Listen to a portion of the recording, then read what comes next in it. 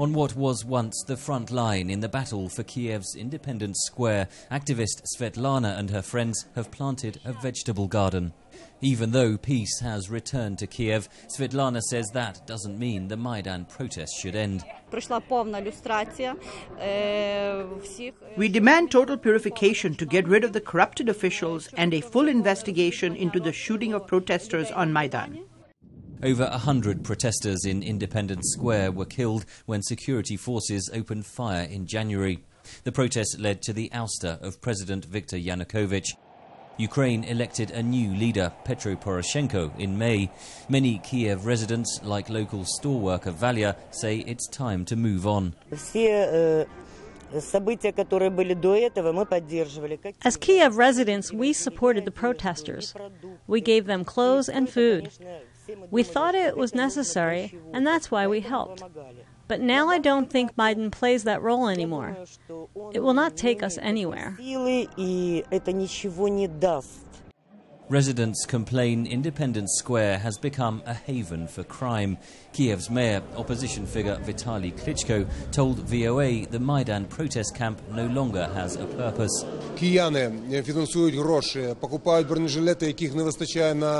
Kyiv residents are donating money, which is used to buy the flak jackets that we are short of in the conflict areas in the east. And yet here in Maidan, the men are wearing flak jackets? This is the first question to answer. The second is why we sometimes hear gunshots. We hear of robberies and attacks on the media. Many Kyiv residents say it's time the occupation of Independence Square ended and the place was cleaned up so life can get back to normal in the city. But many of the people still camping out here insist the revolution is not finished and there's still work to be done. Among them is policy analyst Valery Pekar of the group International Forum Ukraine. He says many of the younger Maidan protesters left Kyiv to fight pro-Russian separatists in the east alongside Ukrainian government forces. Maidan activists who are now on the front lines demand that those who were left on Independence Square, most of them senior citizens, keep occupying the area. They realize that it could be occupied by anti-Ukrainian forces.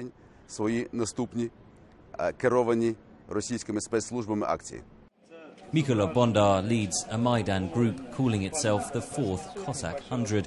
He and his fellow protesters are determined to stay. If they try to clean Maidan forcefully, we'll respond appropriately. Until the changes we all gathered on Maidan for are fulfilled, no one will clear anything. The battle on Independence Square is now between the protesters who say their job isn't finished and the many residents who want their historic city cleaned up and returned to normal. Ridgwell for VOA News, Kyiv.